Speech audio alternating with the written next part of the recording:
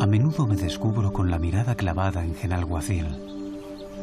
En casa, en la calle o incluso en una pausa del intenso tráfico, su recuerdo va creciendo lentamente en mi interior. Y entonces lo veo desperezándose, derramándose a mitad de una ladera verde y frondosa del Valle del Genal, como un ramito de flores blancas, mientras el sol va descorriendo suavemente los visillos de la noche. Y después, Ronda. Me recuerdo frente al impresionante Tajo de Ronda y el puente nuevo que une a una ciudad partida en dos por un pequeño afluente del río Guadiaro, el Guadalevín. La meseta de Ronda era el punto de inicio de mi viaje a través de un espacio natural impresionante, rodeado de misterio y de leyendas. La Serranía de Ronda.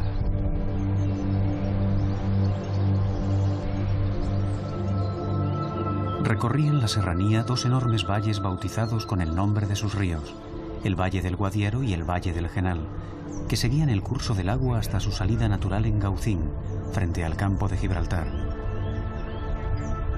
Y en el centro del Valle del Genal, en un pueblecito llamado Benalauría, mi primer encuentro con alguien de la serranía. Se llamaba Juan y me esperaba en compañía del más fiel y original mayordomo y amo de llaves que pudiera concebirse, Canelo. Canelo, tráete la llave, venga, que nos vamos. Coge la llave. Venga, cógela.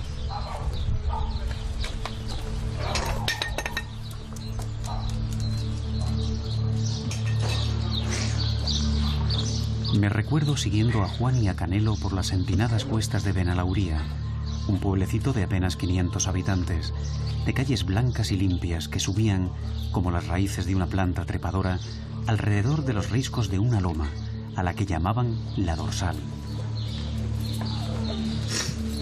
En la calle alta se encontraba un molino de aceite del siglo XVIII, donde, según me decía, había una prensa de viga árabe de 12 metros de longitud que tenía que ver, porque Juan era el encargado de explicar su funcionamiento a viajeros y curiosos, y yo era las dos cosas.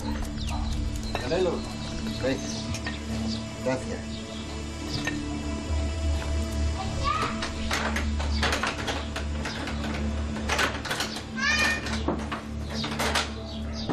El interior de la almazara era un lugar fresco, que conservaba aún el olor a aceite, a pesar de que hacía años que se había transformado en un museo etnográfico, el primero de toda la serranía. Bueno, esto es una antigua almazara o molino de aceite, que data aproximadamente del año de 1750. Entonces aquí entraban las bestias cargadas de aceitunas, descargaban y a través de estas cañas contaban los sacos que traía cada bestia. Una vez descargadas las aceitunas, se las cogían a hombro y se las traen aquí a estos artillos.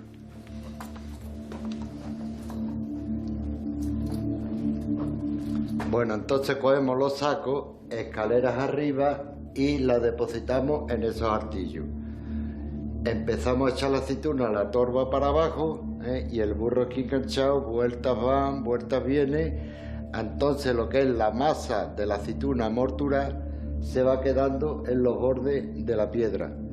Esta masa la cogemos en cardero o cubo y nos lo traemos aquí a la prensa, que es la que vamos a ver. Bueno, entonces esa masa viene aquí a estos capachos.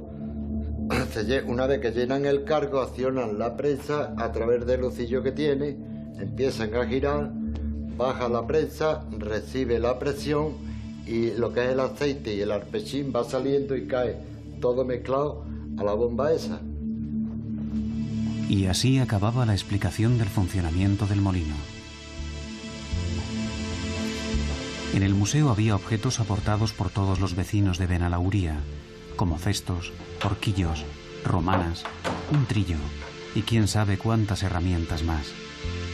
Lo cual me llevaba a otra cuestión, para mí tan importante como la misma almazara, que era conocer el modo en que habían surgido iniciativas como la de abrir aquel museo etnográfico, que habían devuelto la alegría a las calles de un pueblo amenazado por el paro y la emigración.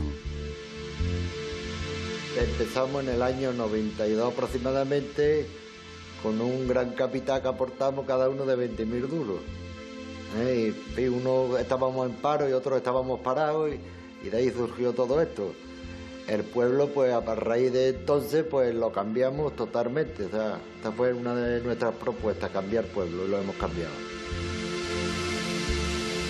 Aquellos 20.000 duros dieron realmente de sí, porque a partir de entonces se puso en marcha la cooperativa La Molienda Verde, y con ella un restaurante, casas rurales, una fábrica de conservas. Lo que somos los de la cooperativa, pues tenemos como invertido como unos 8 puestos, 9 seguros de trabajo, aparte de nosotros, es decir, que somos unos 14 a 15 personas trabajando. En un pueblo de 500 y pico habitantes es un buen show. Me dijo que en la serranía había castaños centenarios, y no de un solo tipo, sino de diversas variedades como la castaña pilonga, muy extendida en el Valle del Genal, la temprana, la tomasa, la galosa, la rubia o la injertá. Así que no era de extrañar que los productos estrella de La Molienda Verde derivaran del castaño. Y eran tan exóticos como las castañas al brandy o la dulce crema de castañas, cuyo éxito comercial había endulzado también la vida de Juan y la de todos los cooperativistas. Una cosa que a mí me agrada mucho y me gusta, que es cuando vienen cursos de universidades, y vienen, por ejemplo, la Universidad de Sevilla, que vienen mucho aquí a estudiar un poco lo que es el tema este, y yo muchas veces me miro yo mismo y digo, Juan, tú delante de todos estos señores catedráticos la mayoría y grandes personajes, y tú dando esta explicación y todos con la boca abierta. Esto para mí es un orgullo muy grande.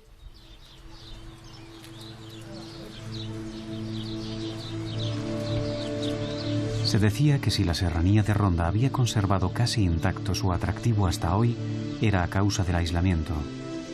Sin embargo, la mera necesidad de mantener la población precisaba de puestos de trabajo y de nuevas alternativas. En este sentido, recuerdo al escultor y ceramista Juan Ramón Jimeno, quien me habló de una de las iniciativas más sorprendentes, los encuentros de arte del Genal, en Genalguacil. Este pueblo seguramente sea de los más bellos de esta zona, sin embargo es el que está más aislado, ¿no? El turismo incipiente que había del Valle del Genal venía por la carretera de Algeciras, veía un pueblecito muy bonito, blanco en el paisaje, pero no había nada que le animara a acercarse a él, ¿no? Y la idea de los encuentros fue un poco eso, buscar algo que atrajera a la gente. El año 94, que se hicieron los primeros, se trajo aquí una serie de artistas más o menos boca a boca y de alguna manera nos involucramos en este proyecto. Se trataba de crear un taller museo en la calle. En la convocatoria que se hace a los artistas se propone que las obras, los proyectos estén relacionados con el entorno. Claro, esto es relativo porque puede ser que pueda ser con la historia del lugar, con el paisaje o con los sentimientos que tengan, o también usando los materiales de la zona. Y de hecho, por la mayoría de los artistas se han entroncado de distintas maneras, ¿no? Con las personas del pueblo, con el paisaje, con las casas. Aquí el arte está en la calle, son 15 días trabajando, donde el pintor, por ejemplo, conoce cómo trabaja el ceramista o cómo trabaja la escultura en piedra, y luego a la vez hay una tertulia, hay un contacto con la gente, y es una cosa que normalmente el artista no tiene en su estudio, ¿no? Desde luego que no. Pero yo estaba más intrigado con la reacción de los habitantes y esa vida cotidiana, repartida entre el campo y aquellas extrañas figuras.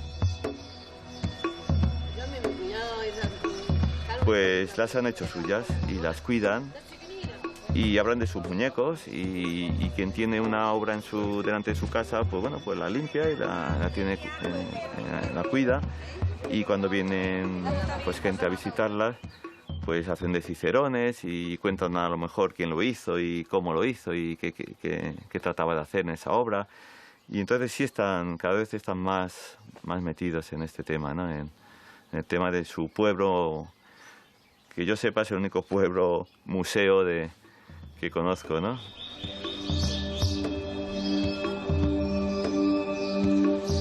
Tras despedirme de Juan Ramón, caminé sin rumbo fijo y sin prisa, por las callecitas blancas de Genalguacil, entre el rumor de las fuentes, el sonido de los pájaros, los gritos alegres de los críos jugando por todas partes y las sorprendentes propuestas artísticas que parecían salir a mi encuentro esquina tras esquina.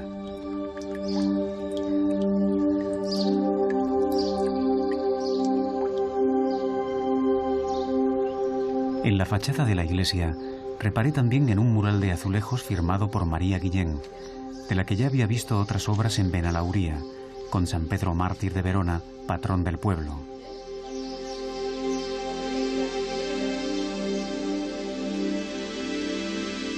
Aunque reformada en el siglo XVIII, la iglesia original pertenecía curiosamente al XVI, de cuando, según cuenta Vicente Téllez Sánchez, cronista de la Serranía, se refugiaron entre sus paredes los cristianos durante la revuelta de 1570, donde fueron quemados por la población morisca. Pensando en qué más podría sorprenderme en aquel pueblo, aquel ramito de flores blancas del inicio de mis recuerdos, clavé mi mirada en el impresionante paisaje de los Reales de Sierra Bermeja y me perdí en él.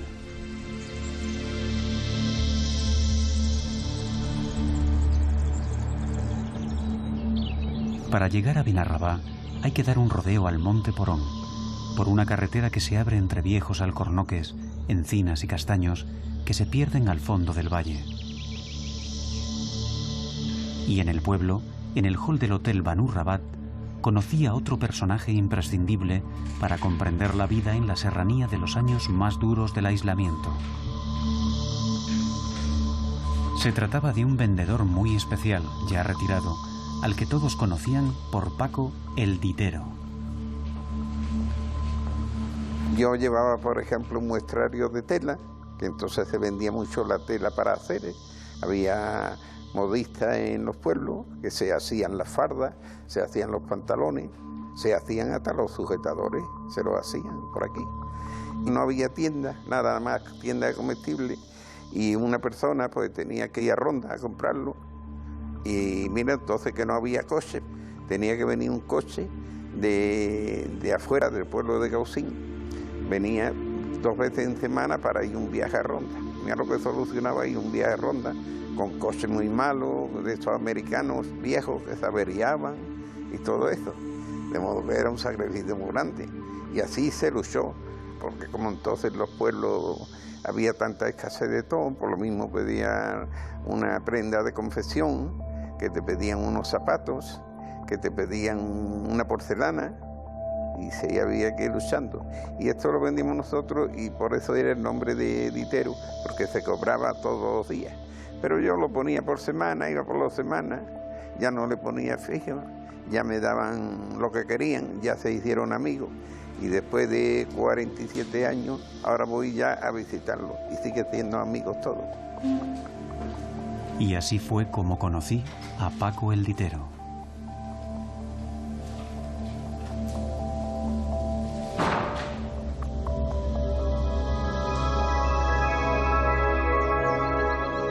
De los 2 ríos más importantes de la serranía de Ronda, el Guadiaro y el Genal, es en el Guadiaro en donde más se dan las zonas de regadío, mientras que en el Genal, debido a la orografía del terreno, solo hay pequeños huertos, escondidos entre una exuberante vegetación, en la que castaños, nogales, cerezos, alcornoques, encinas y quejigos se confunden con madroños, mirtos, brezos y helechos, y una variedad casi infinita de pequeñas plantas que alfombran los senderos abiertos a lo largo de la ribera del río. Y en Benarrabá, en ese mágico lugar, conocí a Eli. Siempre digo eso, recoger la cantidad que va a necesitar, ¿no? Dejar un poco para los demás también. Eli extraía de allí la materia prima necesaria para la elaboración de sales, aceites y esencias naturales, que vendía después en lugares como el Hotel Banu Rabah, en donde además dirigía pequeñas excursiones en las que mostraba su mundo a aquellos curiosos que estuviesen interesados por las propiedades de las plantas. Y yo, cómo no, también lo estaba. Un poco de espino blanco, que es muy bueno para regular el tónico cardíaco. ¿Y lavanda para? Como relajante, para despejar las vías respiratorias. Un poco más de satureja y nada más, creo. Bueno, pues ya tenemos la infusión lista para... Y ya está hecha. Y ya puede cerrarlo para que repose. Y en 10 minutos tenemos una infusión lista para tomar. Y Ahora, las infusiones eliestas es mejor tomarlas después o antes de las comidas.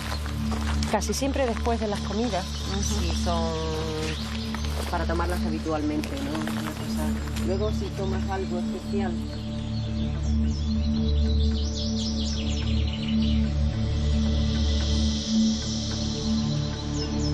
Me recuerdo siguiendo a Eli por un sendero en el que destacaban, aquí y allá, esos extraños árboles con el tronco desnudo, como si alguien les hubiese quitado los calcetines, los alcornoques, o los chaparros, como decían los serranos, que sin la corcha parecían saludarte desde lo alto.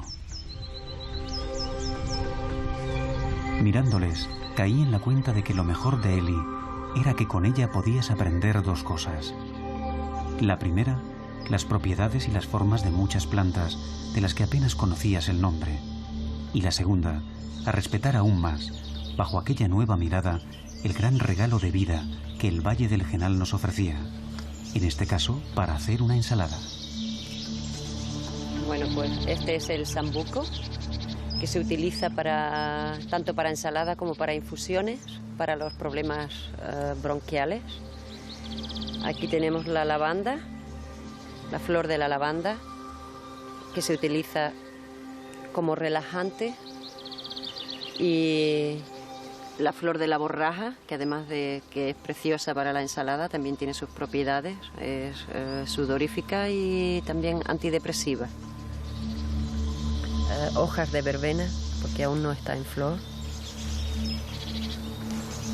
La pimpinela. Hay un dicho que dice: come ajo y pimpinela, llegarás joven a viejo. Aquí tenemos también un ejemplar de ortiga, rica en hierro. El espino blanco, que es un regulador para el riego sanguíneo. Y el hinojo, para el tema de aerofagias y digestivo, también para la ensalada. De lo que no cabía duda es que con aquella variedad de plantas me enfrentaba a la ensalada más variopinta y saludable de cuantas había tomado en toda mi vida. Pero eso no era todo. Faltaba el aliño.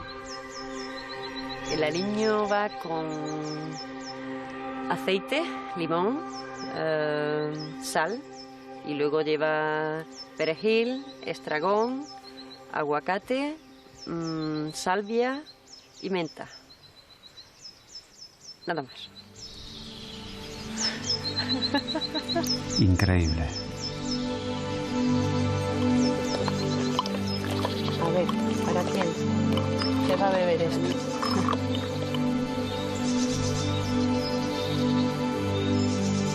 Qué rico está, qué bien sienta. Está muy bueno. El saborcito de fondo es del espino blanco.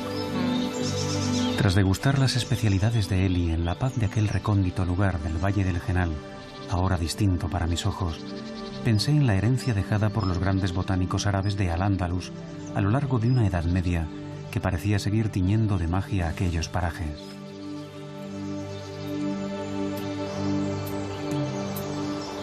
Naturalistas como Ben Wafid, autor en el siglo XI de uno de los más importantes tratados sobre medicina natural de su época, o el malagueño Ben Albaitar, que en el siglo XIII describió en su enciclopedia más de 1400 especies de plantas diferentes. Sabios pertenecientes a un tiempo quizás lejano para las cuentas de los hombres, pero tan corto como un suspiro para una naturaleza capaz de crear seres de una longevidad impensable para nosotros.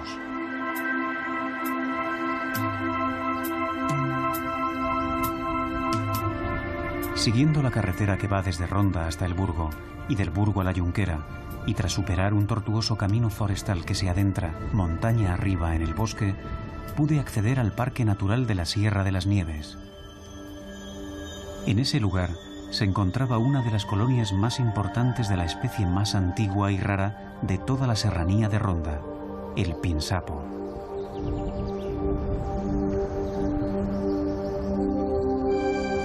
El pinsapo es una extraña variedad de abeto autóctono, prácticamente único en el mundo, que crece en las frías cumbres de 3 de los parques naturales de la serranía de Ronda: los Reales de Sierra Bermeja, Grazalema y este de Sierra de las Nieves.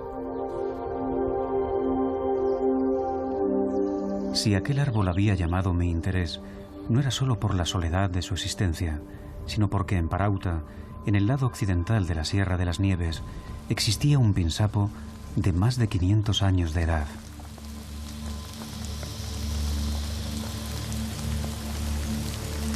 Recuerdo que, situado bajo sus ramas, me preguntaba quién de los dos observaba a quién. Pues en su historia, los viajeros que nos cobijábamos de la lluvia seríamos poco más que una simple gota de agua resbalando por la arrugada piel de su tronco centenario. Apenas nada.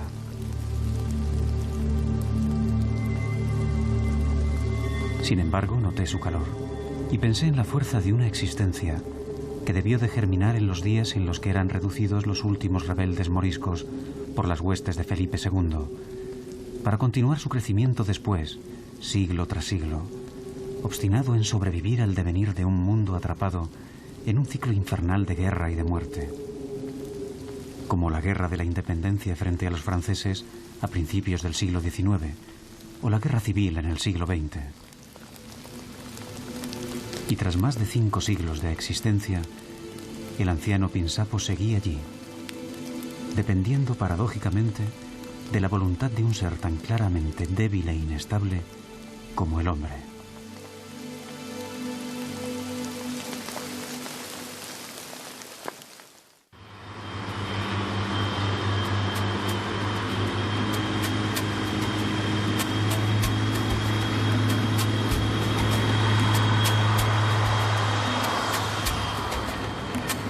La estación de Cortes de la Frontera, además de ser mi primer lugar de contacto con el Valle del Guadiaro, marcaba el inicio de un pequeño periplo alrededor de la artesanía relacionada con el barro, que, como era fácil de imaginar, estando en la serranía de Ronda, tenía en la tradición árabe su punto de referencia más importante.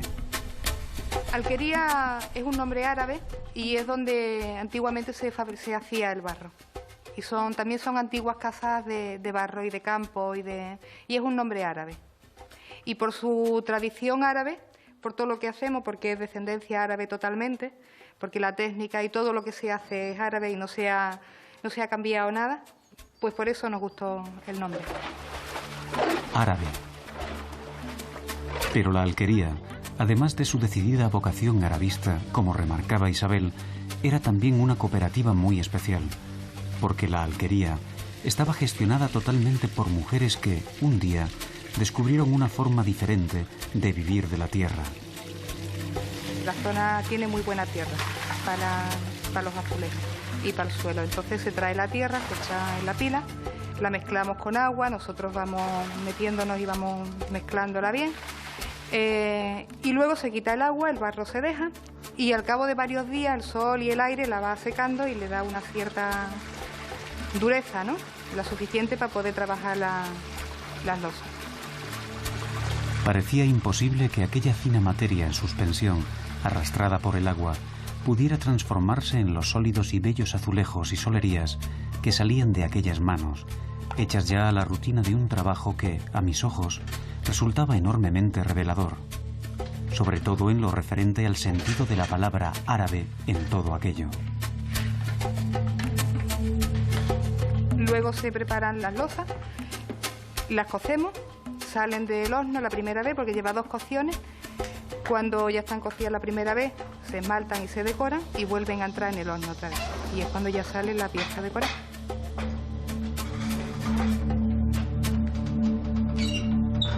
Y tal como había comprobado otras veces, hablando con otros artesanos populares, la alquería tenía su origen en una necesidad más perentoria que la mera expresión artística. Hace 10 años que está funcionando y empezó como una forma también, es un pueblo chico, un pueblo con muy pocas alternativas de trabajo y fue un poco, pues no tener que salir fuera a buscar trabajo, crear algo aquí pues que nos diera la posibilidad de vivir, de sacar un sueldo, vamos.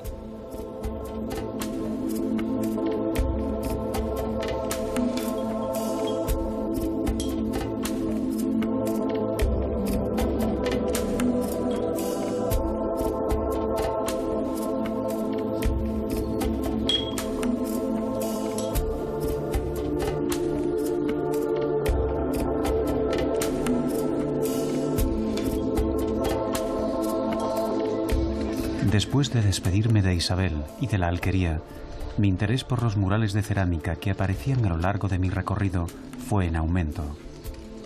Tanto que recuerdo que en pueblos como Cortes de la Frontera, mi mirada se perdía a su antojo por las calles, buscando casi de manera inconsciente aquellos murales que le daban un alegre sabor tan de la tierra.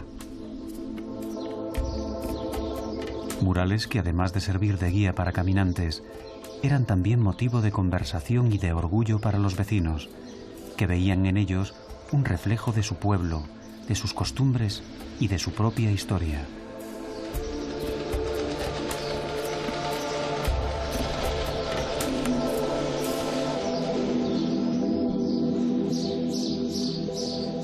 En Estación de Gaucín conocí finalmente a María Guillén, ceramista, y a su marido Isidro García, maestro y autor de varios estudios sobre la serranía de Ronda.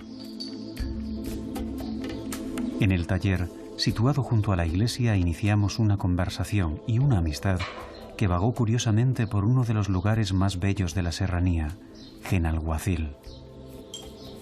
Aquel precioso pueblo-museo del Valle del Genal. Empezamos con el Alto Genal, concretamente con Genalguacil. Fue el primer pueblo que se le hizo todos los murales. Al estar puestos en las calles, a la gente del pueblo le encantó.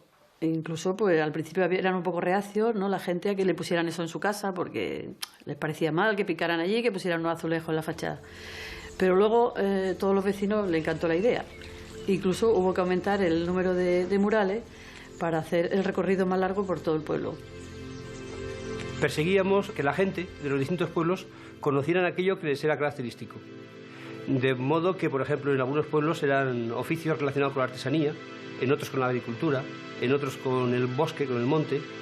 De esa forma conseguíamos que la gente se enterara de lo que ya sabía, pero que puesto en las paredes les engrandecía. O sea, se sentían orgullosos de verse reflejados en unos murales de cerámica. Como anécdota puedo decir que es curioso el que la gente de alguna forma saque incluso parecido a las figuras que hacemos, le saque parecido con fulanito, con menganito. Otro de los trabajos que también me interesó muchísimo fue el tema del habla, porque había muchas palabras derivadas del árabe y muchas palabras relacionadas incluso con el latino, con el griego o con el sánscrito, que la gente seguía utilizando y que en el resto de España ya se habían perdido.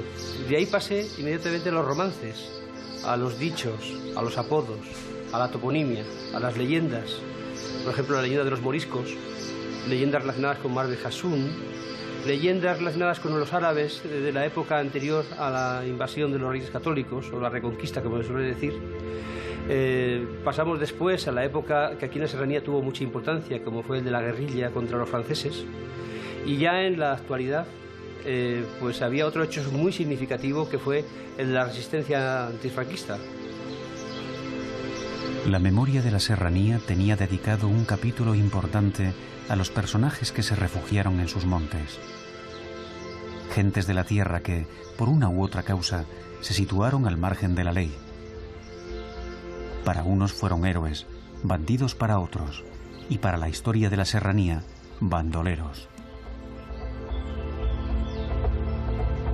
Los bandoleros formaban parte de la mitología popular, siendo su vida contada desde antiguo en romances y leyendas, ensalzando su bravura temeraria, las razones que les llevaron a echarse al monte y los pueblos y caminos que frecuentaron.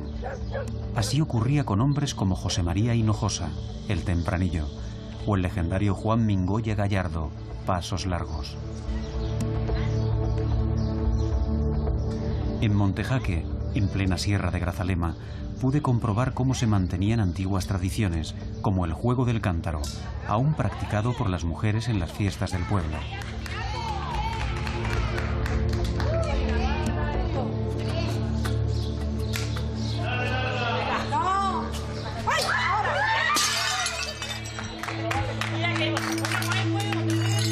Y cómo también quedaba memoria de los últimos hombres que se llevó la montaña, los maquis, que vagaron por aquellas tierras hasta mediados del siglo pasado. Aún hay quien los recuerda escondidos en las cuevas, o las señales que se hacían unos a otros en el monte con piedras, o cómo bajaban al pueblo de noche a curarse las heridas, a buscar alimentos, o a ver a los parientes. Tiempos duros que aún esperan encontrar su lugar en la historia.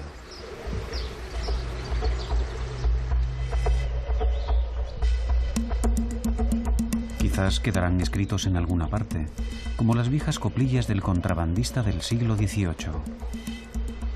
Contrabandista lo quiero, aunque lo maten mañana, que venga a mi reja y diga, dame mi jaca serrana, que voy a jugarme la vida a las 3 de la mañana. Contrabandista es mi padre, contrabandista es mi hermano, contrabandista ha de ser aquel a quien dé la mano. O aquello de, camino de Grazalema, qué caminito tan triste, que no pasa una carguita que la guardia no registre.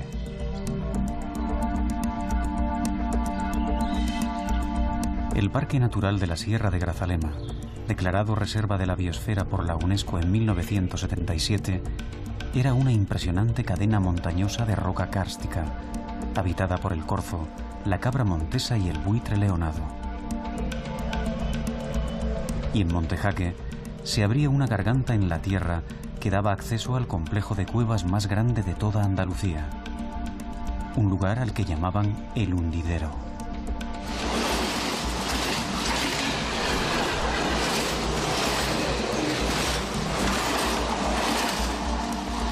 Desde el Hundidero, tras un recorrido por el interior de la tierra de más de 4 kilómetros, se llegaba a la Cueva del Gato, en Benaoján.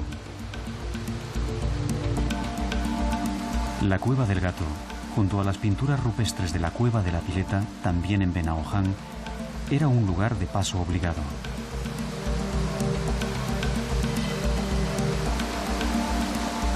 Por el interior de la Cueva del Gato se abría paso el río Gaduares, formando peligrosas y misteriosas cavidades conocidas con nombres como la Galería de las Ciénagas, el Cabo de las Tormentas o la Sala de las Dunas.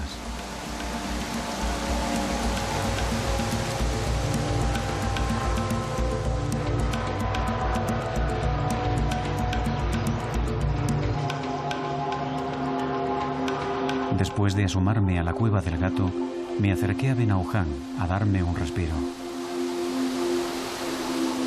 Allí se encontraba otro manadero acuífero importante, en un lugar conocido como el Molino del Santo. Había junto a él un agradable hotel rural, propiedad de Andy Chapel, destino habitual para los ingleses que tradicionalmente visitaban la zona, dada la cercanía de Gibraltar.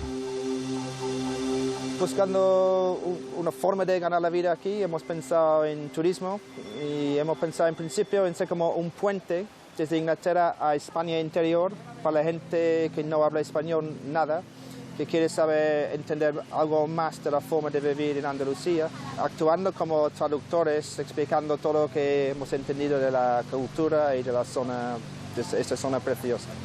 Estuvimos antes en las Alpujarras, que eran bastante más aislados, y aquí sentimos más en casa, más un sitio donde hemos pensado que podemos vivir años, no para visitar para un par de semanas, pero un sitio donde se puede vivir durante bastante tiempo. El interior del hotel era un lugar de una exquisita sencillez, en donde podías relajarte bajo el sonido del agua y navegar con la siesta hasta el fin de la tarde, para después renacer de nuevo a aquel mundo sin prisas ni relojes de la serranía. Yo vivo aquí como un rey, creo yo. Para mí es un sitio ideal y bueno, estoy más contento aquí que en cualquier época de mi vida hasta el presente.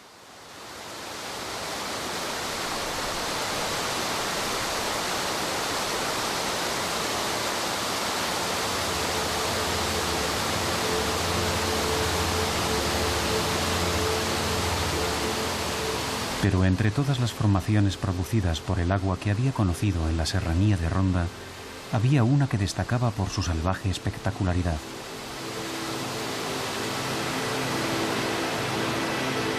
Un lugar primordial en el que te sentías inmerso en una naturaleza absolutamente ajena a la mano del hombre y en donde tenías que poner a punto los sentidos y ajustarte los cordones de las botas.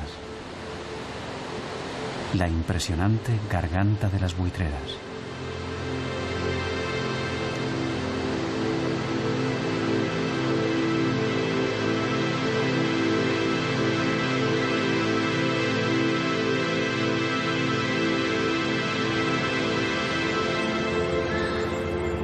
Situada en los términos de Benarrabá, Benalauría y Cortes de la Frontera, la garganta de las buitreras era un corte vertiginoso producido por el río Guadiaro, en su camino al encuentro con el Genal, al sur de la serranía.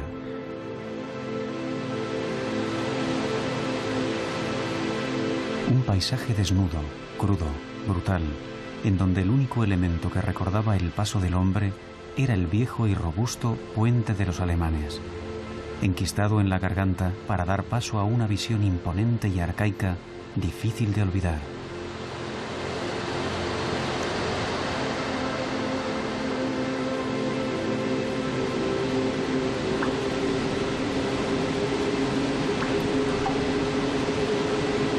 Cruzando por el túnel del puente de los alemanes, abierto a golpe de pico sobre la roca viva, tenía la sensación de hallarme a caballo entre dos mundos.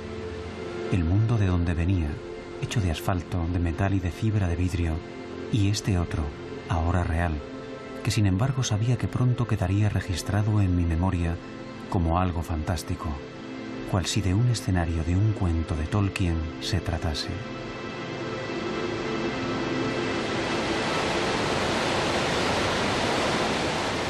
Creo que nunca olvidaré aquella visión de la garganta de las buitreras, con el puente de los alemanes levantado allá, en lo alto, a más de 100 metros de altura sobre el río Guadiaro.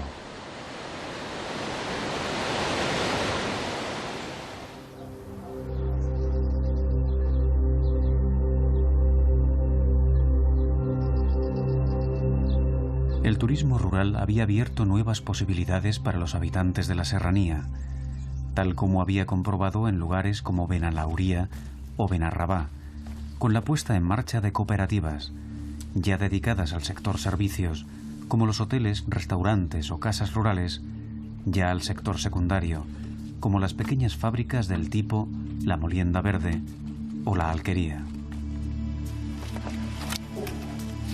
La leña se pone así para que siempre se va redondeando para abrigar el horno, para abrigarlo la leña gorda.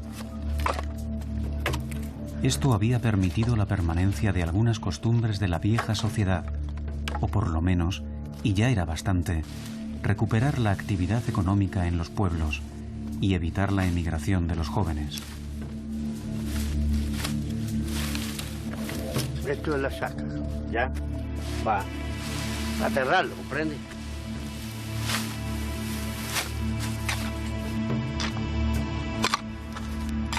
Había, sin embargo, oficios que difícilmente sobrevivirían al progreso, lo que a mis ojos confería más valor al encuentro con uno de los últimos carboneros de la serranía en estación de Gaucín, un buen hombre llamado Bernabé Villanueva. De los montes, el monte de corte. Ellos tomaban, cogían mejor, marcaban los guardas, marcaban un rancho que llamaba, marcaban 200, 300 árboles y ahora se cortaban y se echaban de carbón. El oficio de Bernabé estaba íntimamente ligado al de la arriería, que aún sobrevivía gracias al trabajo con la corcha, porque antes el carbón producido por los múltiples carboneros de la zona era repartido por arrieros. Sí, aquí el pueblo este día ha repartido mucho carbón, mucho. Aquí por todos lados había gente echando carbón. Por aquí por Jimena, por aquí por este monte, por todos lados había gente echando carbón. Antes echaba carbón por todos lados. Carbón y corcha es el trabajo que había aquí. Es el que ha habido siempre. El trabajo que ha habido siempre.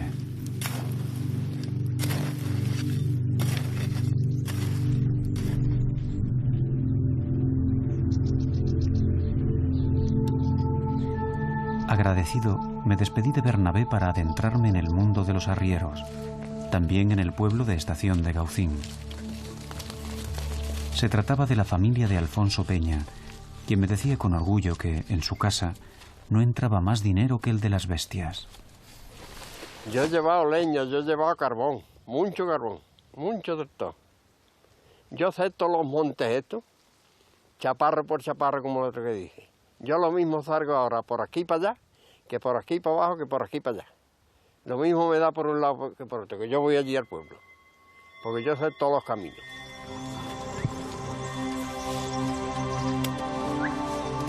Alfonso Peña había delegado ya en su hijo José y en los nietos, y aunque no perdía de vista la faena, dedicaba ahora más tiempo a otros menesteres, como el oficio de talabartero, reparando y cosiendo los aparejos de las mulas.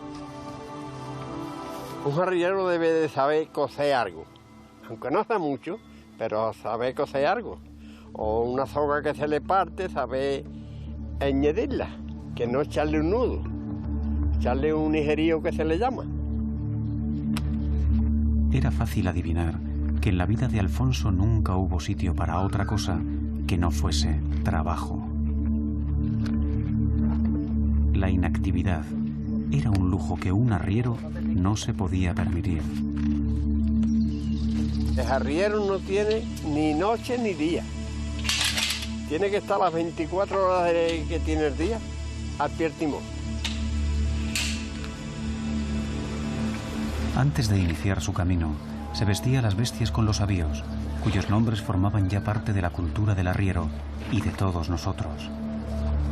Nombres como la jeríe, la pegaura con atajarre, la mandicaera, el ropón, la jarma, el jato o las piezas metálicas que recibían la carga, los jandoques. Y, por supuesto, el fiel compañero, Dalton, un perro quizá demasiado mayor para hacer el camino a pie.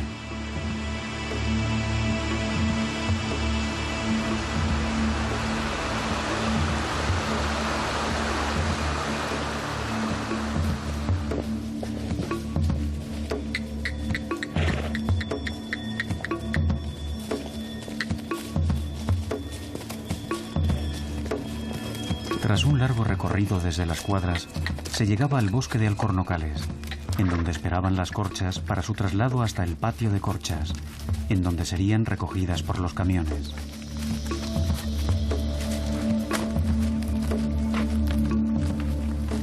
Aquí había antiguamente, habría 80 o 90 arrieros, porque hay todas las casas. Se puede decir, aquí vivía fulano arrieros, el otro arrieros, aquí. Ahí se han juntado más de 200 bestias y hoy no hay ninguna. A pesar de la dureza de los tiempos, la familia de Alfonso había podido continuar trabajando con los animales, siendo una de las pocas que aún mantenían la tradición de la arriería en el pueblo. De momento, no habían tenido que recurrir a lo más triste que puede vivir una familia, y que Alfonso, al igual que otros muchos andaluces, había sufrido en su propia piel: la emigración. Yo me fui 5 meses a Francia, me fui. Y estuve allí 5 meses justo. A los 5 meses entré aquí. Salí de aquí a los 5 meses justo aquí. Y ahora yo estaba allí a una pila de kilómetros que hay de aquí a Francia, a la frontera de Alemania, que estaba. Y mi hijo con un mulo ganaba más dinero que yo allí. Tras despedirme de Alfonso y de toda su magnífica familia, eché una última mirada a los fardos de corcha que se amontonaban junto al camino, esperando la llegada de los camiones que los llevarían a las calderas para su cocción. Recuerdo que sentí una especie de alivio, seguro de que no les faltaría trabajo mientras los alcornoques o los chaparros, como dicen en la serranía, siguiesen allí.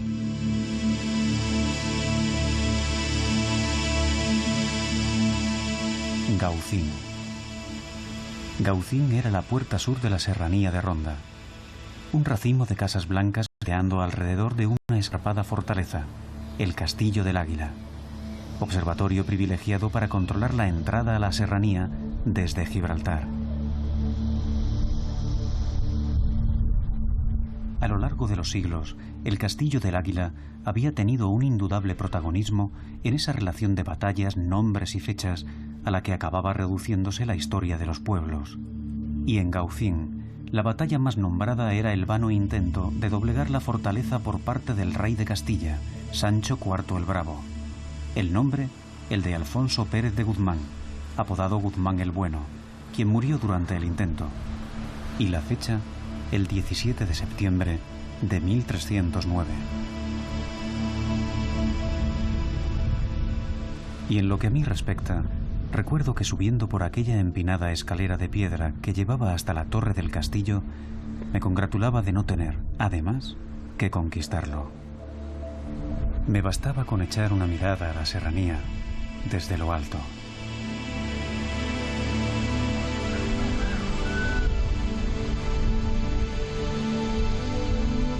En el recinto del castillo se alzaba otro edificio del siglo XVII, una ermita dedicada al Santo Niño.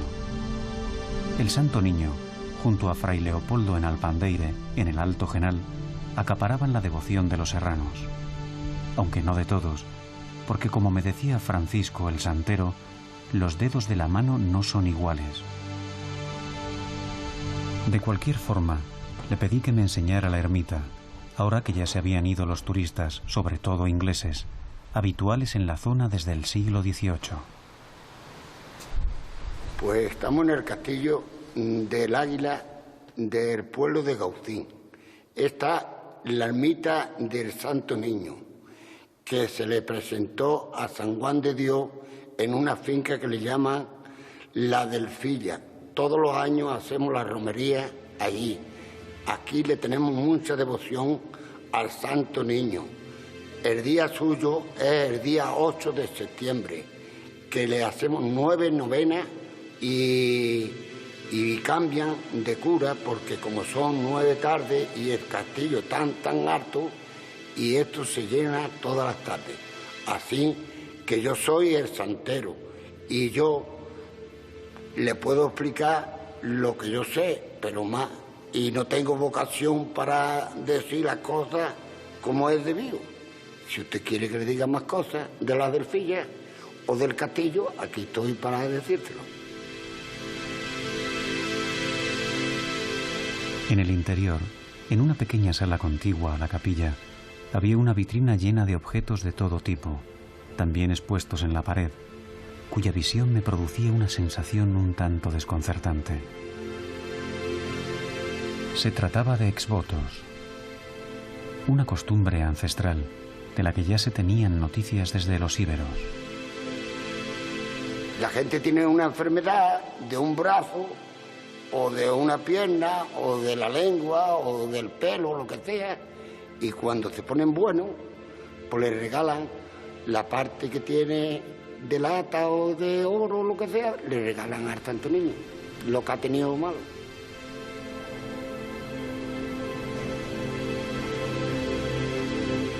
Además de los exvotos, en la sala había un armario con los trajes del Santo Niño, que según contaba Francisco, estaba asistido por 2 muchachas, las camareras, que todos los meses le cambiaban de traje. Este traje es del año 36, de una imagen del Santo Niño que se perdió cuando la guerra. Y quedó, este traje es el que queda. Lo demás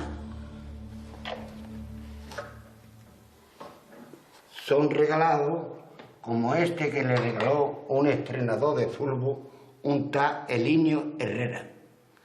El padre era de Gaucín y la madre era italiana.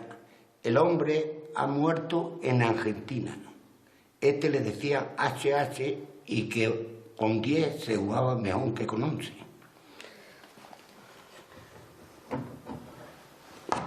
Este es de una muchacha que está de Gaucín, que está trabajando en el hospital de Ronda. Un momento.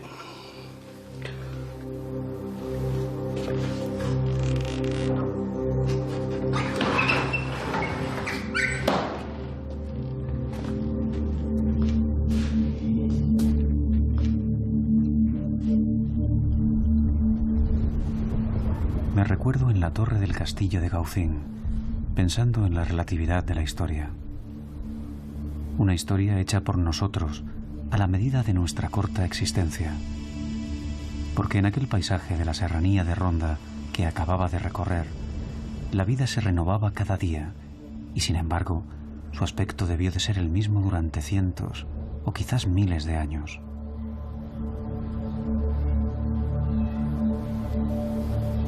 Por ella pasaron personajes más o menos ilustres o anónimos, generaciones de personas como tú o como yo, como cualquiera, cuyos nombres se diluyeron como aquellas gotas de lluvia resbalando por las ramas del pinsapo centenario de la Sierra de las Nieves.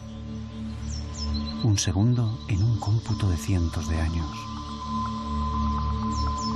Mas a pesar de nuestra pequeñez frente a aquella naturaleza exuberante de la serranía, a pesar de ello, me recuerdo una tarde tumbado en el bosque, tan feliz como un niño, mirando las hojas de los árboles, seguro de que la luz se reflejaba en mis ojos como en un espejo, mientras mi boca dibujaba una sonrisa.